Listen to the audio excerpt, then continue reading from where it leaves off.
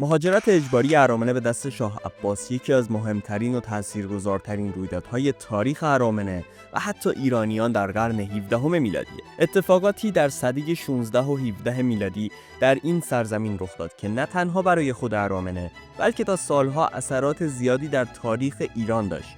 نقطه عطف این داستان هم جدا شدن ارمنستان و نواحی اون از مرزهای ایران در عهدنامه گلستان بود که بین امپراتوری تزاری روسیه و قاجارها امضا شد. معاهده‌ای که بعد از جنگ‌های طولانی بخشی از هویت مشترک تاریخی ایران و ارمنستان رو دستخوش تغییر کرد.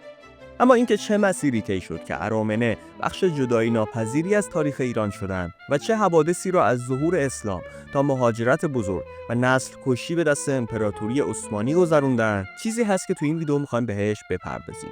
من مهدی زینالی ام و اینجا استودیو شیره.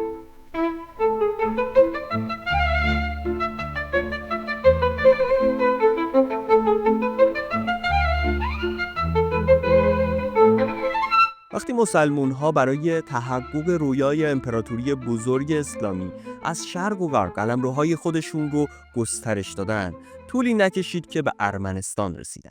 ارمنستانی که تا قبل از اون برای مدت چند صد سال بین ایران و روم دست به دست میشد و همواره سرش جنگ بود. درست زمانی که ارامنه مسیحی شدند و از اون سمت کنستانتین امپراتور روم مسیحیت رو به عنوان دین رسمی پذیرفت، طبیعتاً در جنگ ایران و روم ارامنه به سمت امپراتوری متمایل شدند که اشتراکات دینی و مذهبی زیادی باهاشون داشتن. اما ظهور اسلام تمام این معادلات رو به هم زد. وقتی مسلمان‌ها قدرت گرفتن، دیگه نه امپراتوری ساسانی وجود داشت و نه اون امپراتوری بیزانس قدرتمندی که ارمنستان بتونه منافعش رو به کمک اونها در برابر مسلمان‌ها حفظ کنه. برخلاف جنگ و خونریزی‌هایی که در ایران رخ داد و سرزمین‌های ساسانی به دست اعراب افتاد، ارمنستان بجز در چند مورد با اعراب وارد جنگ نشد. ماجرا از این قرار بود که تو سال 640 میلادی مسلمان‌ها آهنگ تسخیر ارمنستان کردند. اما حملات اونها توسط ارامنه عقب رونده شد و نتیجه این جنگ شکست و تلفات سنگین برای اعراب بود. خیلی زود مذاکراتی بین اعراب که تصرف ارمنستان رو بسیار پرهزینه و پرتلفات میدونستند و ارامنه‌ای که پشتیبانی و حمایت درستی رو از سمت بیزانس احساس نمی‌کردند شروع شد که در نتیجه این مذاکرات عرب‌ها خودمختاری امیرهای ارمنی رو به رسمیت شناختند و در عوض ارامنه نیز فرمانروایی اعراب رو پذیرفتند. البته این توافق جزئیات بیشتری داشت. مثلا اعراب طی کردند که برای مدت 3 سال هیچ خراجی از ارامنه نمیگیرند و در عوض ارامنه باید 15,000 سوار مجهز برای شرکت در جنگ‌ها مهیا کنند. اگرچه اعراب پذیرفتند که این سوار نظام رو در جنگ با بیزانس و مردمان مسیحی به کار نبرند، ولی در هر جای دیگه‌ای باید سوار نظام ارامنه در کنار اعراب می‌جنگید. از این دوران به بعد ارمنستان به مدت 2 قرن تحت سلطه خلفای اسلامی بود، اما شرایط برای این سرزمین تو حوالی قرن نهم به کلی تغییر کرد. تو سال 885 میلادی آشوت اول از خاندان باگراتونی با استفاده از ضعف خلافت عباسی و کاهش نفوذ نظامی اونها در منطقه موفق شد پادشاهی مستقل ارمنی باگراتونی رو تأسیس کنه. این اتفاق نقطه عطفی در تاریخ ارمنستان بود، چرا که ارمنی‌ها بعد از قرن‌ها سلطه قدرت‌های خارجی دوباره تونستن یک حکومت مستقل تشکیل بدن. آشوت اول به عنوان نخستین پادشاه این حکومت تلاش کرد با تقویت زیرساخت‌های اقتصادی و نظامی ارمنستان رو به یک قدرت منطقه‌ای تبدیل کنه که البته تا حدودی هم موفق بود. شهر آنی که به شهر 1001 کلیسا هم مشهوره به عنوان پایتخت این پادشاهی به اوج شکوه خودش رسید. اما این دوره طلایی چندان دوامی نیاورد و ارمنستان بار دیگه به صحنه درگیری قدرت‌های بزرگ تبدیل شد. تو اواسط قرن 11 میلادی امپراتوری سلجوقی هم وارد این میدان رقابت شد و به تهدیدی جدی برای ارمنستان تبدیل شد. اولین حملات سلجوقیان در ارمنستان تو دهه 1040 میلادی شروع شد و با شکست‌های متوالی ارمنی‌ها بسیاری از شهرهای بزرگ از جمله آنی به تصرف در اومد. این حملات نه تنها به زیرساخت‌های اقتصادی و اجتماعی ارمنستان آسیب جدی وارد کرد، بلکه باعث مهاجرت گسترده ارمنی‌ها به مناطق دیگه از جمله نواحی تحت کنترل بیزانس شد. یکی از مهمترین این نواحی منطقه کلیکیه بود که تو کمتر از چند دهه بعد نتیجه اثرات این مهاجرت رو نشون داد که اون تأسیس پادشاهی ارمنی کلیکیه که با نام پادشاهی ارمنستان کوچیک نیز شناخته میشه در سواحل دریای مدیترانه بود. زمان قدرت گرفتن گرجستان تو سده‌های 12 و 13 میلادی بخش‌های شمالی و مرکزی ارمنستان از دست سلجوقیان آزاد شد و به سرکردگی ارمنستان زاکاری این حکومت دوباره احیا شد. به این ترتیب تا اواخر 1225 میلادی اکثر نواحی ارمنستان که در دست امرای سلجوقی بود به دست نیروهای گرجی ارمنی فتح و حاکمیت اونها از سوی ملکه گرجستان به خاندان ارمنی زاکاریان واگذار شد. از این به بعد خاندان زاکاریان حکومت ارمنستان رو در دست گرفتند.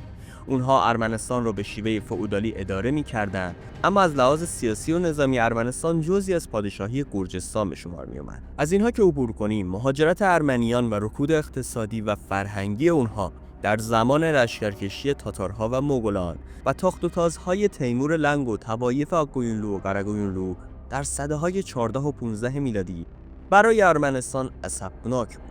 اگرچه مغول‌ها که به تساهل مذهبی مشهور بودند، به ارمنی‌ها این اجازه رو دادن تا آزادی دینی خودشون رو حفظ کنند. این وضعیت به ارمنی‌ها این امکان رو داد که کلیساهاشون رو بازسازی کنند و به فعالیت‌های مذهبی و فرهنگی ادامه بدن. وقتی تاریخ سده 15 به بعد ایران رو بخونیم، در مورد ارمنستان ایران هم نکات زیادی رو ممکنه بشنویم. در واقع ارمنستان ایران به دورانی گفته میشه که ارمنستان شرقی از سالهای 1508 تا 1828 میلادی، یعنی تا همین 200 سال پیش، تحت سلطه سه دودمان ایرانی یعنی صفویان، افشاریان و قاجاریان قرار داشت. اما داستان اصلی تو قرن 16 و 17 میلادی و تو زمان شاه عباس صفوی رقم خورد. زمانی که ارمنستان مثل بسیاری از مرزهای غربی ایران محل جنگ و جدل امپراتوری صفوی و عثمانی شد. امپراتوری عثمانی در اوایل سده 16 دست داشت که قلمرو خودش رو از سمت شرق گسترش بده. بنابراین تصرف گرجستان و ارمنستان که بخش‌هایی از اونها تحت حکومت صفویان بود، تو اولویت قرار گرفت.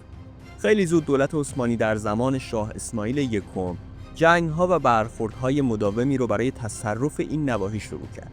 سرانجام تو سال 1555 میلادی پیمان صلحی بین اونها امضا شد که به پیمان آماسیه معروفه.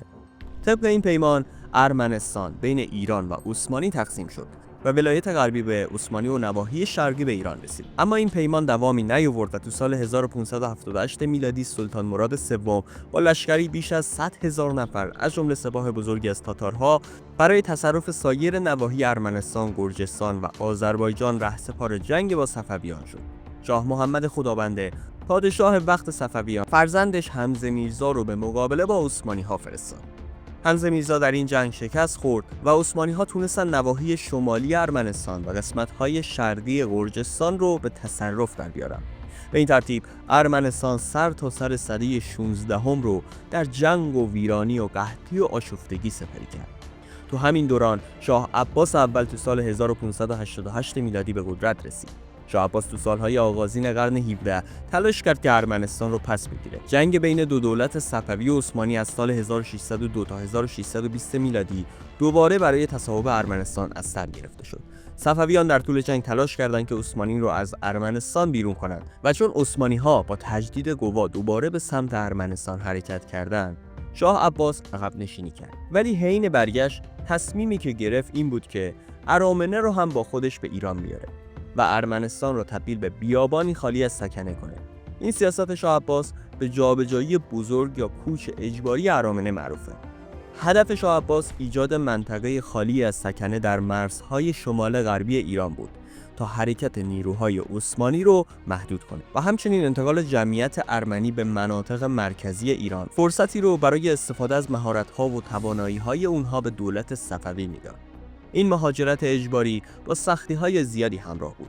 بسیاری از ارمنی‌ها مجبور شدن خونه‌ها، زمین‌ها و دارایی‌های خودشون رو ترک کنند و در مسیرهای طولانی و دشوار به سمت مناطق داخلی ایران حرکت کنند. حتی در طول این مسیر به دلیل گرسنگی، بیماری و شرایط سخت سفر تعداد زیادی از ارامنه جون خودشون رو از دست دادن. ارمنی‌های مهاجر عمدتاً در اصفهان و گیلان مستقر شدند. تو اصفهان محله جلفا میزبان ارامنه شد که همونطور که میدونیم حتی امروز هم محل سکونت ارامنه در اصفهانه. شاه عباس علیرغم سیاست‌های سختگیرانه در مورد مسلمان‌ها به ارمنی‌های مهاجر اجازه داد تا کلیساهای خودشون رو بسازن و مراسم دینی خودشون رو آزادانه برگزار کنند. کلیسای وانک که یکی از معروف‌ترین کلیساهای ارمنی در ایرانه، در این دوره ساخته شد و به نماد همزیستی فرهنگی و مذهبی ارمنی‌ها و ایرانی‌ها تبدیل شد. سرانجام این درگیری با پیمان صلحی که تو سال 1620 میلادی بین دو حکومت بسته شد، دولت عثمانی قسمت بزرگی از ارمنستان را حفظ کرد، ولی مناطق مهم ایروان و نخچوان و قره‌باغ به دولت صفوی رسید. در کل به واسطه این کشمکش بین صفویان و عثمانی، آسیب‌های زیادی به مردم ارمنی وارد شد و بعد از این اتفاق جمعیت ارامنه در ارمنستان به شدت کم شد و بسیاری از اونها به ایران آورده شدند. قصه جنگ‌ها بر سر ارمنستان اینجا تموم نشد و تو قرن 18 و 19 ارمنستان وارد دوره‌ای از تغییرات بزرگ شد. با ضعف امپراتوری صفوی و ظهور قدرت‌های جدید در منطقه، ارمنستان به میدان رقابت بین روسیه و ایران و عثمانی تبدیل شد. جنگ‌های متعددی بین این سه قدرت شکل گرفت و سرنوشت ارمنستان بارها تغییر کرد. تو سال 1828 میلادی بر اساس پیمان ترکمنچای بخش شرقی ارمنستان به امپراتوری روسیه واگذار شد. این تغییر آغاز دوره‌ای جدید در تاریخ ارمنستان بود که با تأثیرات فرهنگی، اجتماعی و اقتصادی روسیه همراه بود. ارمنستان در دوره حکومت روسیه تزاری شاهد تغییرات عمده‌ای بود. نظام آموزشی و اداری جدیدی در این سرزمین برقرار شد، ولی با این حال فشارهای سیاسی و سرکوب‌های دولت تزاری باعث نارضایتی‌های اجتماعی در ارمنستان شد. در اواخر قرن 19 و اوایل قرن 20 ارمنستان به مرکز فعالیت‌های ملی‌گرایانه ارمنی تبدیل شد و گروه‌های مختلفی برای تحقق حقوق ارمنی‌ها مبارزه کردند.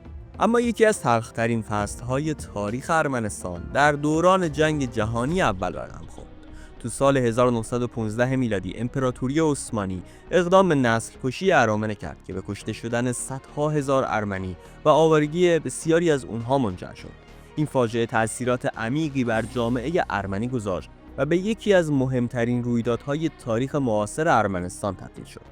ارمنی‌های باقی مونده از نسل‌کشی به کشورهای مختلف از جمله ایران مهاجرت کردند و از وطن خودشون دور شدند. بعد از فروپاشی امپراتوری عثمانی و پایان جنگ جهانی اول، ارمنستان تو سال 1918 میلادی به عنوان یک جمهوری مستقل اعلام موجودیت کرد.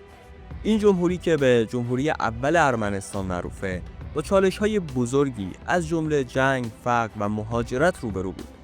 اما این استقلال دوام چندانی نداشت و تو سال 1920 میلادی ارمنستان به بخشی از اتحاد جماهیر شوروی تبدیل شد و سیاست‌های کمونیستی به این سرزمین اعمال شد. در دوران شوروی ارمنستان شاهد پیشرفت‌های قابل توجهی در زمینه‌های علمی، صنعتی و فرهنگی بود.